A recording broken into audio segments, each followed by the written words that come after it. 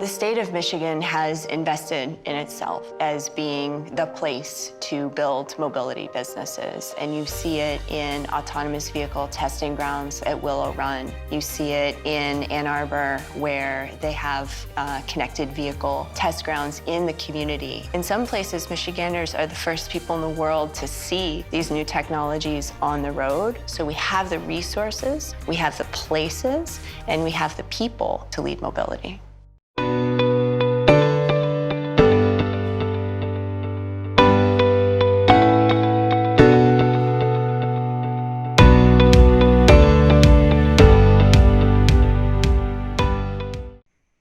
Good afternoon, and thank you for joining us in the Reality Check on Innovation session at CAR MBS 2020. During the session, all audience members will be muted to ensure a quality user experience for everyone participating. Please submit your questions by using the Q&A function. If you have any other questions regarding the virtual MBS experience, please feel free to ask those questions at the information desk in the virtual lobby. Please also take a moment to visit the virtual exhibits in the exhibit hall.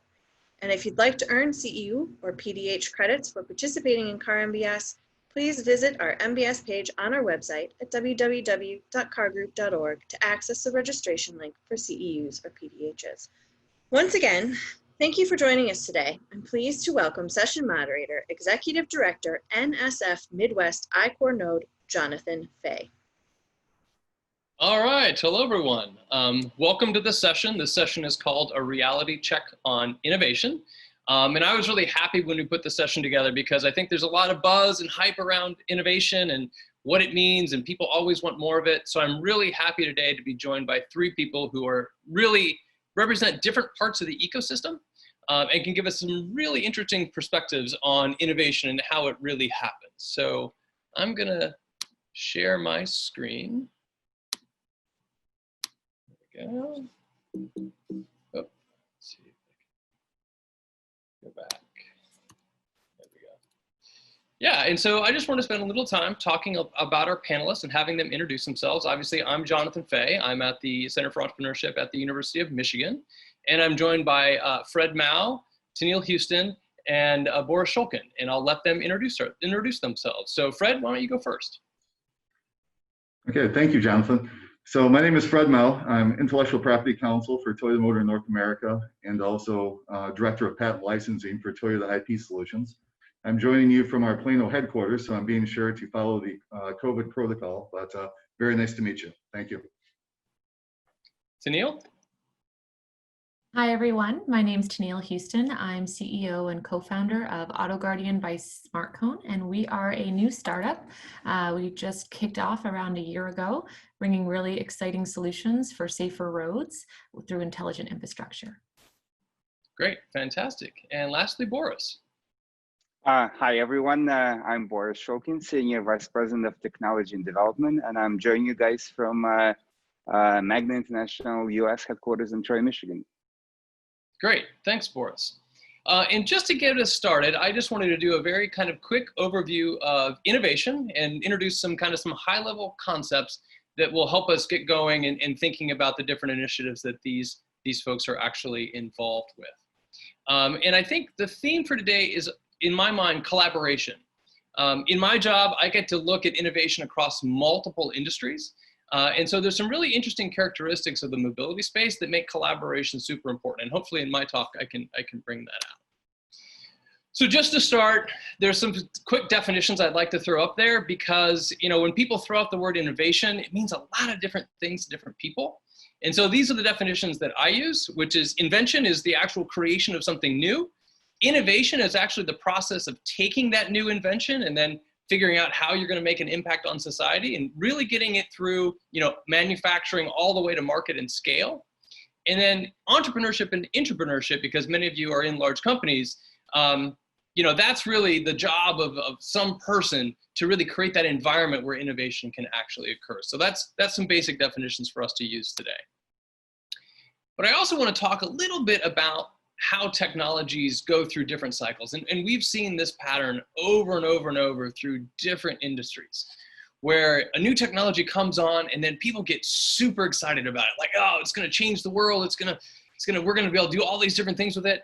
And you reach this peak where there's a lot of hype around it. People aren't sure exactly what it's going to do, but they're really excited about it. Lots of venture dollars usually go into it at that point, right? And what's really interesting in my mind is that peak, that period of overinvestment, is actually one of the critical functions to get technology ready for an actual marketplace. But when all those investment dollars go in, then there has to be a shakeout, right? And people see this, right? There's this trough of disillusionment. People are realizing how hard it is to actually get this new technology into something that matters, really find what application it's best used for. So it goes through a dip, and then eventually we find the right home for things, the right markets for things, and then we actually see this technology then diffusing through broader markets. But so that's a very typical curve. Now the caveat to this curve is the amount of time you spend at any one stage is very difficult to predict. Very hard to know how quickly technologies are going to move, but it does go through this same pattern over and over again. The other thing I wanted to point out was kind of compare the mobility space to some other spaces that, you know, entrepreneurship or innovation generally is talked about. And one of the things that I think is really interesting is when you look at the characteristics of that typical model you see in the media of a standalone startup with a large venture capital investment. You know, these are the characteristics of what makes a really good VC investment, right? High margins, highly differentiated, well-defined, low-scale beachhead markets to get them started, get the technology matured. It's usually involving some new technology or new business. There's low levels of system interlock. And what I mean by that is you're not trying to remake healthcare, for example. You're trying to just iterate around a certain disease state, let's say in the med tech space. So that's really important.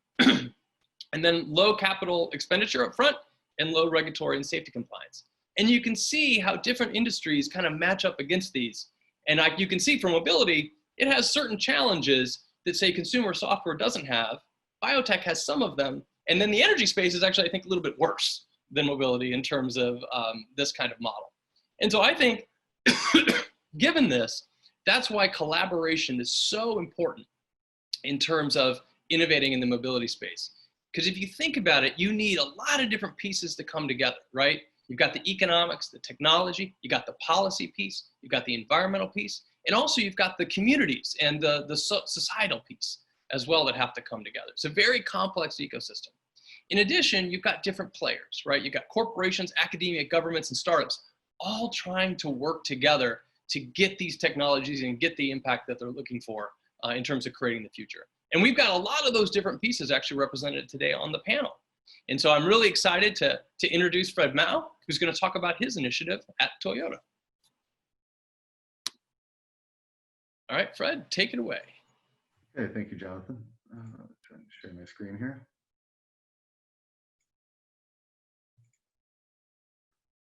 Okay, assuming that's coming across okay. Okay, great. So I'm here today to give you an overview of Toyota IP Solutions, something new and interesting for Toyota, and something that really has us excited, I guess, throughout our global footprint. So let me see. Okay, great. So everything has to start with the mission statement. So the mission statement we put together is that we are a team of researchers, engineers, and scientists with limitless imaginations. We believe in the impossible and harness the power to create the things we cannot yet see. We invent, we innovate, we inspire, yet our true passion is sharing this knowledge with others, which I think fits in line very nicely with the whole partnership and collaboration theme of today's discussion. The value proposition for Toyota IP Solutions is that value comes in many forms.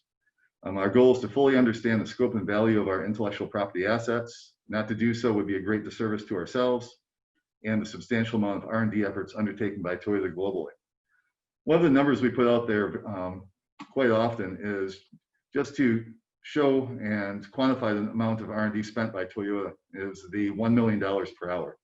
So Toyota spends over $1 million per hour of every day of every week of every year on R&D. So it's a very significant investment in really moving Toyota forward into the future. So what is Toyota IP Solutions? So Toyota IP Solutions is a global platform for the out-licensing of Toyota patents and technology. And this is the result of a cross-company initiative through both TMC and TMNA and our regional headquarters to use technology portfolios for third-party licensing. The platform for collaboration with third parties is to further commercialization of Toyota technology beyond the automotive field of use. I do mention beyond the automotive field of use, but we have done a lot of licensing and a lot of partnerships within automotive. We just need to further push the metes and bounds of where we're willing to go. And this has been very nice. And this was just recently launched, and it was actually launched December 18th of 2019 with the strong support of Sandra Phillips Rogers. She's our General Counsel, Chief Legal Officer, and Chief Diversity Officer, and also Chris Reynolds, the Chief Administrative Officer for TMNA. So just by way of background, I'm sure many of you are familiar with Toyota and the fact that we file a lot of patents. This has been picked up in the news a lot, and we like to follow the rankings, just kind of see where we're at, where we're situated compared to our competitors, our partners, everybody else in there. But it's actually this year, one of the rankings that we like to follow is the IPO rankings that come out every year. And this year we actually cracked the top 10, which is pretty neat for us.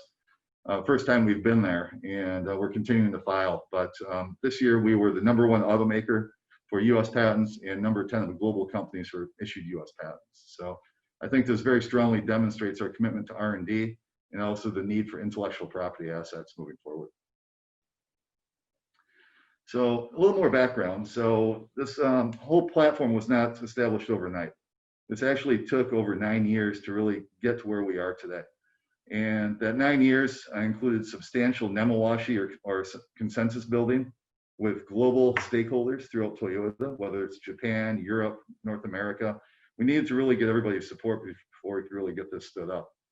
And this also requires significant collaboration with our counterparts in Japan within TMC Intellectual Property Division, because most of our patents that we do have were all filed in Japan.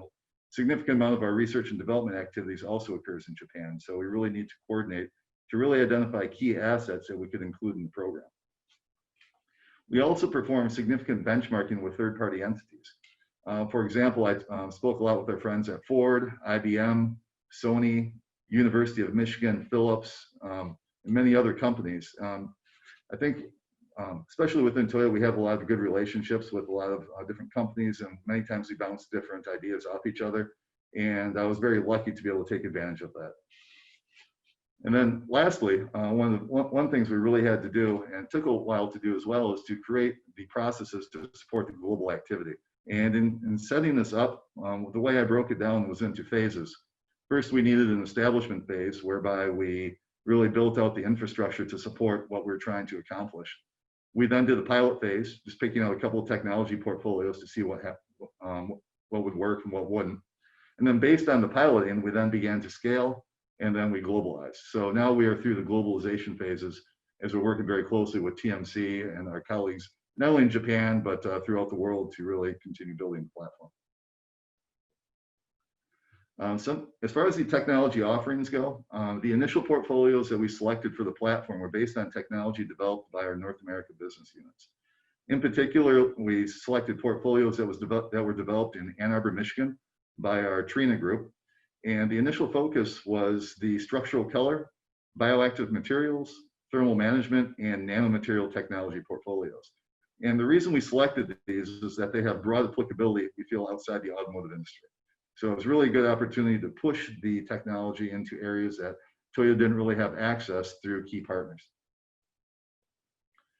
Just a little bit of detail about each of the technology offerings. The structural color is actually a new type of innovative pigment that is designed to reflect a very specific bandwidth of light. The very neat thing about this pigment is that it's made with colorless materials. And the way we're able to get the color that we desire is just to design the material in such a way to reflect a very, very specific bandwidth. And this pigment is available on the Lexus LC Inspiration Series. It was also featured in the movie Black Panther, and we also received an R&D 100 award for this for our researchers. But the inspiration for this was actually the Morpho butterfly, as the direction was to try and create colors that are very beautiful as found in nature. And I think we're able to accomplish that with this technology. Another example are our bioactive cleaning materials. And what we have done here is we found ways to incorporate enzymes into various coatings that would simply dissolve like stains and spills. And the initial direction from this was to use them to remove bird droppings and bugs from the exterior vehicles. So this is a pretty cool technology that also has a lot of applicability through paint coatings, cleaning fluids, waxes, and other types of sacrificial coatings. Third technology offering we had was for thermal management. And this was a lot of the technology that came out of our hybrid vehicle designs. So we have developed novel cooling strategies that can be integrated into power dense electronic systems to quickly control and dissipate the heat generated by the systems, thereby allowing us to make smaller devices and I guess really increase the efficiency of the systems. And this also was a result of some of the efforts from our researchers in Ann Arbor, and we received a 2013 R&D 100 award for this. And lastly, of the 4 portfolios we started with was the nanomaterial synthesis. As our researcher likes to do it, it's like, he always refers to this as a chemical biz quick. Essentially what it allows us to do is we created a new type of chemistry that allows us to make almost any element or compound on the periodic table into nanomaterials that can be readily incorporated into things like magnets and electrodes. And so it's a pretty cool technology, and it's something that we also feel has broad applicability outside of the key focus areas for Toyota. So just a couple other points as well. We launched our website the week of 12/16/2019. So our website is toyotaipsolutions.com. And what this does is it provides a portal for learning about Toyota technology offerings and inquiring about licensing opportunities. The website development was supported by TM&AIS division, Lexus marketing, Toyota marketing, and Team One. So again, we incorporated a real team approach to this. As why not go and bring the experts in on as far as marketing, getting technologies out there, and we were able to do that very successfully. Another really good benefit from this is that following the website launch, we were actually able to introduce the Toyota IP solutions at the Toyota Woven City exhibit at the 2020 CES. So here's a couple of pictures. This here is myself standing with Sandra Phillips, Rogers, and also Deb Greenman, our Assistant General Counsel. Then here's a few of our researchers, like Sung Tao Wu from Trina, Todd Blickenstaff, Lexus Marketing, Eric Detta from Trina, and Mike Rowe from Trina as well. So it was a pretty cool opportunity, and I think the best thing that came out of this was just the number of connections that we made with many companies, because I did see a lot of individuals coming up, maybe scratching their heads a little bit, looking at the presentation, or even what we're doing there, and simply stating that, but Toyota doesn't sell these things. And I was like, exactly, we do not sell them, but we have this technology, and it's very important for us to find key partners to really realize a win-win situation in bringing these pretty cool technologies to the public forefront. So just a little bit more of a future activity, just where we're going. So we do have a release of ToyotaIPSolutions.com version 2.0, which should be coming out this fall. It'll be available in both English and Japanese, and there's going to be many, many more additional technology offerings coming from our research and development activities around the globe. So please stay tuned. I think there's some really cool opportunities to find some great partners in key areas to really collaborate with. And we're continuing to further collaborate with TMC for identification of additional technologies. And we're also collaborating within Toyota entities for additional opportunities for utilization of Toyota technology through this as well. But I just really want to thank you for your time, and we'll move on to the next presentation. Thank you. All right, thanks, Fred. That was really great. I think that's a great example of, these automakers and all the tier ones develop so much technology, and it's great to see that now, others can access it and use it for other markets and other things. I mean, there's so many great technologies being produced today through the AV space and in other spaces, and it's great to see it kind of move and find homes inventing other things. So fantastic, really great work. Okay. All right, at this point, we'd like to move on to Tenille Houston to talk about Auto Guardian. Tenille, take it away. Thanks so much. I will go ahead and share my screen as well. Let's see. All righty. Okay, so I am with Auto Guardian by SmartCone. We are a startup out of Ottawa, Canada, so just over the border from you all that are in Michigan. And interestingly enough, you'll see how Michigan's played a very large role in our company thus far. We focus on safer roads through intelligent infrastructure. So what does that mean? We truly feel that municipalities are struggling to find solutions related to traffic, pedestrian, and cycling industries and fatalities. As you know, distracted driving is at an all-time high. So AutoGuardian can deploy solutions that can help improve traffic flow, but more importantly, make the streets safer and intersections safer for all. We really specialize in deploying and operating intelligent infrastructure, focusing on bike lanes, as well as smart crosswalks. Currently, and most importantly for this conversation today, is the autonomous shuttle market. And I'll go into detail about how we are helping to make safer roads for these amazing autonomous shuttle routes throughout Michigan and beyond. And we just really feel like the transportation industry is going to see a shift in not only what AutoGuardian can provide, but hopefully the idea of collaboration, which is really at the center of today's entire talk. So it's all about achieving Vision Zero through any means necessary. I'll kind of highlight a few of our solutions, and then I'll go into detail a little bit about how we achieve them. Basically, one of our things that we started out with late 2018, we kicked off, and we have currently done a year-long pilot in Ottawa for a bike lane solution. So we use a modular IoT hardware platform that has various sensors as well as software, AI, sensor fusion to help to detect a cyclist as they approach an intersection and alleviate that blind spot for a motorist by lighting up flashing torches, or in Ottawa we actually lit up your typical signage that you see for a yield to a pedestrian. We helped to light that up as well as paired it with these flashing torches led just right before the intersection. So we usually do 3 to 4 depending on the size of an intersection. And now if you think of it as a motorist, you're going down the road, you check left, there's no one there, you check right, and oftentimes someone immediately makes that turn left, and that fast approaching cyclist is now a lot closer than anticipated. So if you had advanced warning of the cyclist approaching, you could be more cautious, and we hope that that advanced warning will apply to many other pieces of the intelligent transportation aspect. So we detect people, same thing at intelligent crosswalks. Right in Michigan in Grosse Pointe Park, we've actually deployed at 2 crosswalks that are nearby some school zones.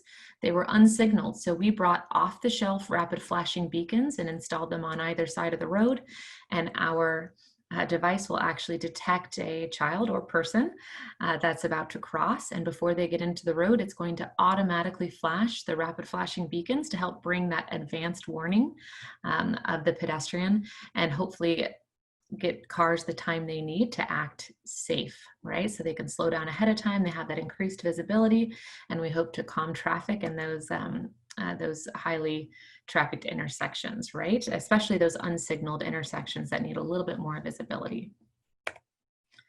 The same exact device that has done both of those calculations for bike lanes and intelligent crosswalks also goes up into the intersection itself, and it can help to understand, traffic within a corridor, right? It can use radar to have average speed of vehicles.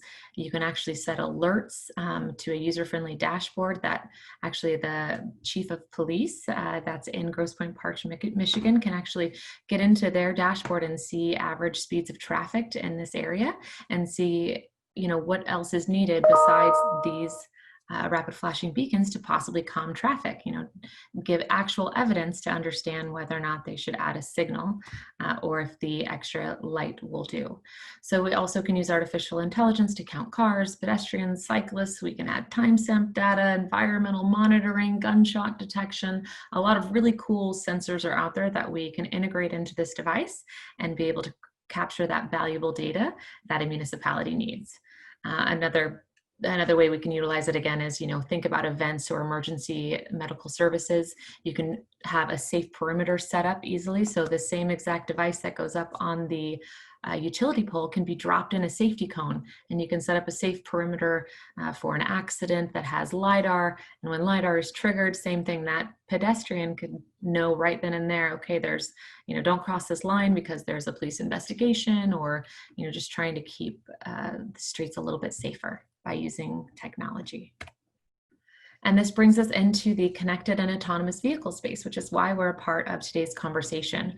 So again, using IoT, you can actually have our AI integrated to detect anything you need and anything that you're looking to actually connect. So V2X, right? So currently Planet M and Department of DOT for Michigan, we were so excited that we should have been in Michigan as we speak just a few weeks ago for the auto show. And we were going to be able to create an entire intelligent infrastructure downtown.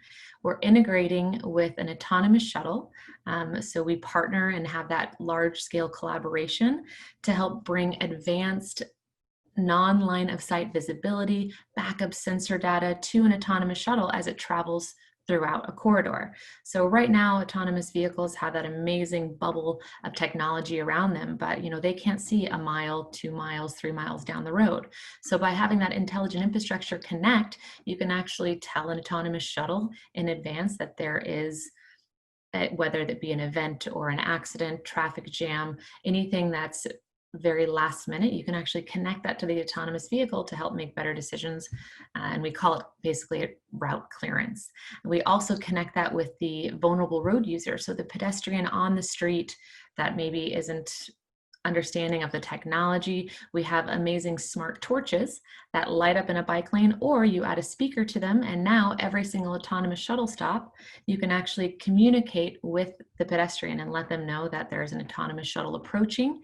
As we all know, they're very quiet, so please stay out of the boarding area or board here, or find additional means of transportation if the shuttle goes down. So it's all about providing as much information as we can to both the autonomous vehicle as well as the pedestrian that's going to use it. So it was really exciting to be a part of that challenge, and we look forward to it next year, being that the 2020 autonomous or the North American International Auto Show was moved to next year. So it's very exciting to be able to collaborate with these larger companies. And that one in particular, we're collaborating with a company called Origo that does autonomous shuttles out of the UK. And what's really exciting is just furthering this whole communication and cooperation. Planet M, there was multiple companies that Planet M selected to be a part of this challenge. And through these amazing meetings that we had together as a group, it wasn't that one autonomous shuttle, solution was per se competing, but we were all working together, even so that we've now worked with a couple other autonomous shuttle providers for some bike lane initiatives where we can give their shuttle advanced awareness of a rear approaching cyclist, because again, a lot of times the autonomous shuttle is focused on sensors for that initial 180 degrees, but if they're making a right-hand turn and there's cross right over a bike lane, you need to understand that there's a fast approaching cyclist from the rear, and we offer that advanced detection to an onboard unit. So it's really exciting to be able to use this technology. We did a really cool pilot with some of the autonomous pods in Ottawa, and it was very cool to be able to tell some of the users that were about 100 to 200 feet away in a tent, because it was very hot out. We had flashing lights in the tent that would go off when our device detected that the autonomous shuttle was approaching. So again, it's just all about making people feel safer and understand that there's a larger infrastructure play at hand. So it helps to get people hopefully moving forward and being able to accept and want to push forward the deployment of autonomous vehicles. And that's just a little bit about AutoGuardian by SmartCone and what we're doing. And we're very excited to be in the space of collaboration with these larger companies, sensor technology, and being able to push this to market. Great. All right. Thanks, Neil. I really love that you guys have kind of in some ways layered it, right? You've got technology that has value now in terms of protecting pedestrians, now with manual vehicles, but you're just setting the stage for some of those more amazing things you can do as the data and connected vehicles down the line. So it's a really interesting kind of layered approach. Love it. Fantastic. All right. With that, I think we're going to transition to Boris. And Boris, for you, actually, before I get to Boris, there's one other thing. Now's a great time to think about what questions you want to ask the panelists and start populating the Q&A, because right after Boris talks for a little bit, I'm going to jump right into the Q&A and try to get through as many questions as I can until the session time runs out. So think about your questions, start putting them in the Q&A, and then I'll just go top to bottom once we get to the Q&A section. All right, but Boris, I mean, you've been involved in kind of advanced technology and looking at technologies from all over and how it's going to interface with Magna's plans. You know, what are your lessons learned over the last decade or so? Yeah. So I'll try to be short to let more time stay for the Q&A portion, but give you a little bit of perspective. So at Magna, it's a large company with a very long history, and we've always partnered with the best and the brightest when it comes to technology. And we always realize that it's very difficult, to run a $40 billion company plus, and not to cooperate with the technology development from the outside, do everything on your own. Certainly, in the last 5 to 10 years, the pace of technology really has changed. We have requirements that are coming into the automotive industry that we've never had in the past, with the future mobility topic, but also with other topics that are coming into the automotive. And the solutions are coming from all sorts of directions, and that's been the exciting part of about that journey. It's solutions coming from not only from traditional automotive companies, our partners within automotive ecosystem. It's coming from other manufacturing companies, but also from a completely outside of automotive manufacturing world. I mean, we have examples where things coming from consumer electronics, and even one example, we've developed a technology for automation manufacturing, where the idea and architecture came from a surgery, for remote surgery type of developments. So several years back, we decided that we're going to try to formalize the process by which we do this. And we've established a process that kind of does two things. On one side, we go to our operating groups, which all of them are very large multi-billion-dollar businesses on their own, and we try to understand where their gaps and the needs are, and try to translate into a language that would be easily understood by an outside people that don't deal with automotive every day. And then at the same time, we look at the needs that are aligned with Magna long-term technology and product strategy. So putting it all together, it combines into what we call a domain of focus of interest for us. And these topics can come from areas such as electrification, autonomy, and areas related to the data and AI. But also things that maybe people don't even think about, such as, for example, usage of data in manufacturing automation and so on.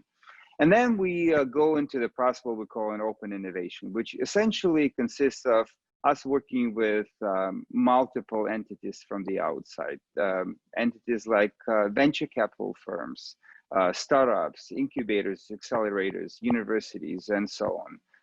And that includes as well the established partners that we've, have many various cooperations with. Now, the result of that process could result in just working together with one of those technology developers on a project basis, or even closer, or it could involve as well some, in some cases, investments. It could take a form of where we invest and we help the company develop, but maybe we don't necessarily have a very active role, and we try to limit ourselves to the level that we're gonna actively be involved within a company for various reasons. Or it could have a more active role than that, and probably in most extreme cases it could be an idea or technology that could even be initiated within our company, and we would look for best and the brightest out there to take this idea to the market. We would fund this idea, again, by most of the time limiting our participation financially, for the reason because we want them to be, stay independent and take as much of a market as possible. There are multiple examples of that. As one of the examples that probably many of the audience heard, that the industry's first digital imaging radar silicon development was initiated that way out of Magna initial investment. And what that really does for us is that it allows us to kind of combine the agility and the fast pace of a startup world and the VC world, and Magna's global volume production and the automotive experience to industrialize this technology at a faster pace and basically accelerate the roadmap of the technology development. So you've mentioned in the beginning a couple of the definitions. One of them kind of caught my eye is on innovation. One of the definitions we use internally, innovation, is a commercialized invention. So hopefully that rings a bell, and hopefully that process, what I just described, makes sense to the audience. All right, great. Thanks, Boris. Okay, so we've got some great questions. I welcome the rest of the panelists to jump back on. And the first question comes from AJ, and it's directed at AutoGuardian, but I'm gonna first direct it to Neil, and then I'm gonna broaden it out to Boris and Fred. So he's asking about, autonomous mass transit shuttles. How has COVID affected your plans in that area? With people, maybe they don't want to get on mass transit for a while, or how are you thinking about that? So interestingly enough, we have a project that was put on board and should have been deploying in the town of Whitby, just below Toronto, for an entire autonomous shuttle project with AutoGuardian's intelligent infrastructure. And obviously it was delayed, right? Because right now, getting people in and out to be able to set up the infrastructure and install it, as well as people to be able to get on and participate in ridership. We're pushing it off into next year. But interestingly enough, when we were talking with the town, we had all kind of said, if we had already had our infrastructure in place, at least at the intersection level, we could actually help the town of Whitby, and this is any town, understand how the pandemic is really affecting the mobility within that corridor, right? So we could tell them, what is the change? You could pull analytic cues on how many people, how many cyclists, how many vehicles have been in the streets over the past few months, so they can really understand what's happening, especially if this infrastructure piece is near city parking or anything like that. At an airport, you start understanding that at the larger scale, the more technology that's already out there ready for autonomous can help cities as a whole to just understand exactly what's happening and how to future plan, a little bit. Yeah. So, I think that's a great answer. It's amazing. Like, timing is everything, right? If you had it in place, it didn't quite work out this time, but it's amazing what it'll do from the future. Yeah, and it'll help you as a company. I think it's a big thing for any company, small, medium, or large, to understand, look at the solutions that you offer, and when pandemics arise or something like this, understand how the market is shifting. It's still the same solution, but it might just be a little bit different spin on the marketing. Yeah. So we were always counting people in cars, but we never said, hey, get ready to understand mobility because you might have a pandemic sweep and change up your transportation, right? So right. Absolutely. Yeah. All right, I'm going to turn to Fred. Fred, has COVID really impacted what you're doing and what you're seeing in your work? Yeah, we're still doing a lot of development in the autonomous space, and I don't see this really stopping, but I think what it has done is maybe brought up some different ways of thinking, how to make the vehicle safer, especially during a pandemic, ways to maybe disinfect the vehicle, sterilize it from customer to customer, especially when you're talking rideshare. And right. I think it's something that we're all dealing with, right? So it's not only the OEMs, but it's all the rideshare platforms. And I think it's really got everybody thinking, because this is something that we haven't really thought about previously. It's how to disinfect the car, because it's, nobody can predict the pandemic, yet here we are. So it's really given an opportunity to create more ideas and just make the experience overall better for our customers and those using our vehicles. That's a fantastic point, right? Because we're not only seeing a technology revolution, we're also seeing a business model revolution toward ride sharing. And that definitely has an impact in terms of the sterilization or cleaning of the cars and what does that mean? Wow, that's really interesting. Boris, what about you? What are you seeing in terms of the impact of COVID? Well, there is certainly some, short-term impact that people see when it comes to technology development, investment. I'm not sure if for the topics that we're discussing, such as electrification at timing, there's so many long-term necessarily, but in the short to medium term, if you look at the technology development, we see probably more interest in a low-level autonomy, more opportunities for the low levels, like level 2 plus. People want probably more privacy. Social distancing has an impact, which means that the features that bring the convenience, comfort, and safety are becoming even more important than before. So that area is certainly accelerating, if anything. In terms of high-level autonomy, I think that trend was already started before COVID. So I would not say that the timeline expectations on this are necessarily COVID related. They more probably generic trends that started before that. In the other areas of technology development, we certainly, for the long term, we don't see an impact on things like electrification or areas around that. That definitely stays very strong, and the interest in these technologies continues. Yeah, okay, that's great. Okay, I'd like to move on to the next question, which is really kind of about entrepreneurial or innovation ecosystems. So, Tennille, you're in Ottawa, right? So is there a lot of infrastructure in Ottawa? How did you end up in Ottawa? And how does that compare to other ecosystems you could have chosen? And then Fred and Boris, when I get to you guys, I want to talk about, like, you guys have a much broader view in terms of the globe, in terms of where innovation is happening, given your respective initiatives. So are there still hotspots, or how are the different innovation ecosystems shaping up? So Tennille, I'll start with you. How is starting a company in Ottawa compared to other places? Well, I think especially when you start focusing on mobility, we're just a hop, skip, and a jump away from Michigan, and that's where it kind of all started, right? And stems from still. So I definitely feel like Ottawa has really tried to make a name for itself. In fact, we have a connected and autonomous vehicle test track called the Ottawa L5. It's right at our doorstep. And so for us as a company, we actually have a test bed where we can go set up our infrastructure, have mock bike lanes, crosswalks, intersections, and we can actually test. And I think that that picture that I showed at the last slide was at a actual public test bed. So not only were we able to utilize a private test bed and integrate with some really cool technologies with some of the shuttles, but we were able to take that to a really cool tech park and be able to deploy with an autonomous shuttle provider and have our infrastructure and have some real life test data. So definitely we see that. And then I think that's also where you start to really understand what's happening, like I said, in Michigan and beyond, and be a part of some awesome test sites that they have happening. And that's kind of how we ended up finding out about the mobility challenge with Planet M and Michigan for the North American International Auto Show. And then from there, we worked with Next Energy, who's this amazing company in Detroit, and they help to connect people and help them scale their technology. And that was really exciting for us to do and be able to deploy in Grosse Pointe Park.